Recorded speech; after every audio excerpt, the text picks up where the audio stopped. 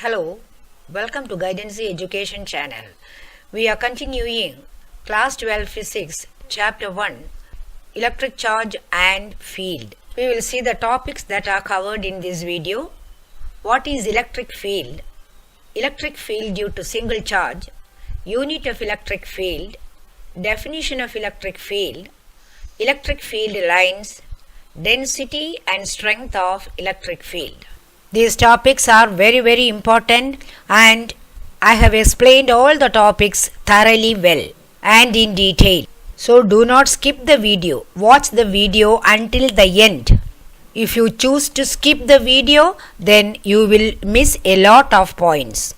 Your subscriptions, likes, comments and shares are very important for the channel. So do subscribe my channel and also press the bell button so as to get notification. Thank you very much. Also remember to see the description box below. In this video, we will discuss electric field and electric field lines. We have already discussed Coulomb's law, which helps us to understand the force between charges. If you have not watched that video, click the I button to watch it. According to Coulomb's law, the force between charges kept in space is equal to F is equal to 1 by 4 pi epsilon naught Q1 Q2 by R square into R cap, where R is the distance between the charges. In this video, we are going to discuss what happens when an isolated charge is kept in space. Let this be the isolated charge plus Q. All around the charge, in this location, everywhere, in three-dimensional space, it leaves its effect, that is, its presence is felt. The three-dimensional space around the charge which experiences the presence of the charge is called electric field. Charges may be present singly or in combination. We call it electric charge configuration. All configurations have electric field in three-dimensional space around it. Capital letter E represents electric field. It is a vector. The magnitude of electric field depends on location, so it differs from location to location. That is, electric field at P1, P2, P3, etc. will be different because the distance of those locations from the charge is different. So, electric field at R. R is the position vector of the location. The expression for electric field can be obtained from Coulomb's law. There is only one charge. So, E at R is equal to 1 by 4 pi epsilon naught Q by R square into R cap. That is the unit vector. How can we get the value of electric field at the distance R? Place a test charge small q of very small value at the location. The charge shown in red color is the source charge. The force experienced by the test charge due to the source charge capital Q will be 1 by 4 pi epsilon naught Q by R square into R cap. Compare this expression for force with the expression for electric field. The expression for force contains one small q, that is a test charge, in addition to all the quantities which we have in expression for electric field. The rounded off quantities stand for electric field due to Q at R. Let me mark the source charge and the test charge. So the force experienced by the test charge Q at distance R due to the source charge capital Q can be represented as electric field at distance R into Q. From this we can get an expression F by Q is equal to electric field at R. We know the unit of force is equal to Newton and that of charge is equal to Coulomb. So, SI unit of electric field is equal to Newton by coulomb, that is Newton per coulomb. I will just note down this point here. We will first find out when electric field can be equal to force. When unit charge is kept at the location at a distance of r, then the force experienced by that charge will be equal to the electric field at that location. That can be easily explained from this equation. F by Q equal to ER. If Q is equal to 1, then F is equal to ER, that is electric field. So what is the condition? Let me repeat. Unit test charge is placed. From this we can define electric field. Electric field at a location due to a charge is the force experienced by unit charge at that location. As we have understood what electric field is, let us try to understand why a force is developed when two charges are kept near each other. Consider this equation. Q1 and Q2 have their own individual electric fields. When they are placed near each other, each one enters the electric field of the other charge. The interaction of the electric fields of the two charges develops this force.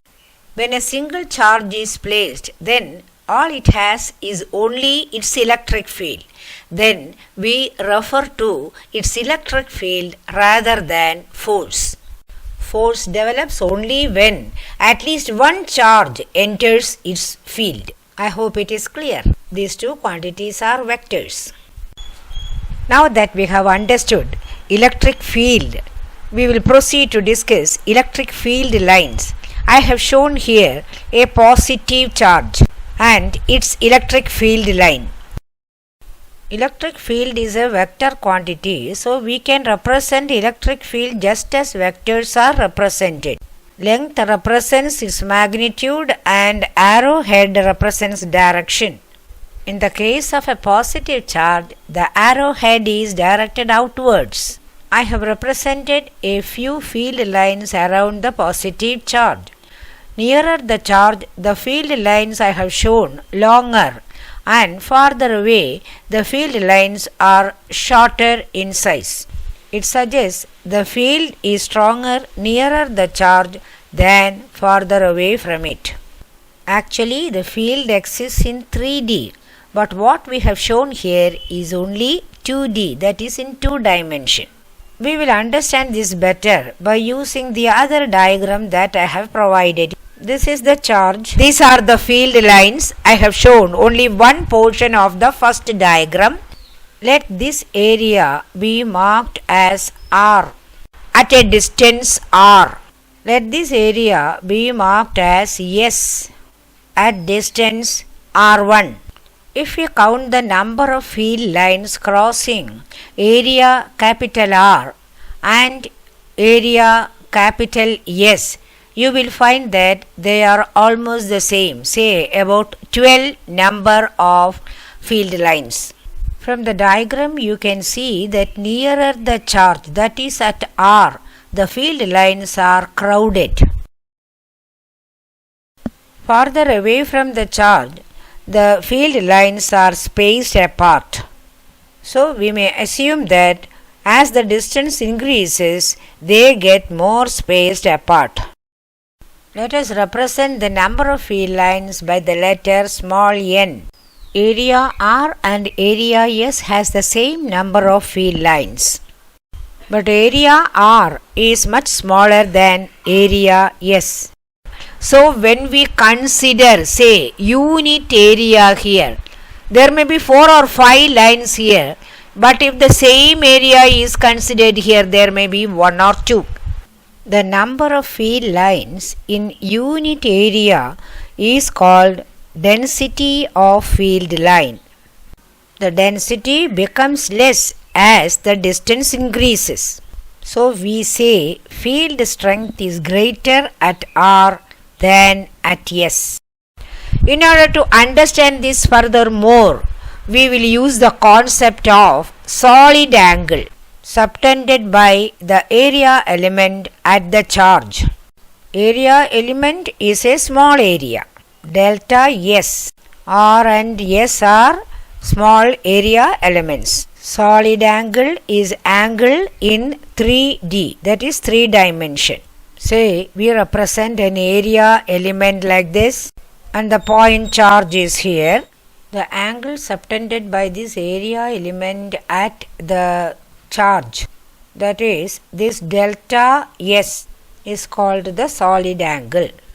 It is represented as delta omega. The plane angle is represented like this and delta theta is equal to L by R. R is the distance of the length element L. In the case of solid angle delta S, the area element is at a distance of R from the charge. For solid angle delta omega is equal to delta S by R square. From this we get the expression delta omega R square is equal to delta S. Now we can substitute this value for density at R and S. At location R, density will be N by delta omega R square. Density at S will be equal to N by delta omega R1 square. In both cases N is common. The angle subtended by the two elements, that is R and S, also is common. What changes is only the distance. Density at R is greater than density at S because R is smaller than R1. So the field strength at R is greater than the field strength at S. So manipulating these two equations, we understand strength of the field decreases by 1 by R square, where R is the distance of the location from the charge. We also understand that field strength is inversely proportional to the square of the distance of the location from the charge. We have discussed field due to single charge. We have to discuss a few more topics related to this. Those topics will be uploaded as part 2 of this video. Otherwise the video will be very long. Thank you very much.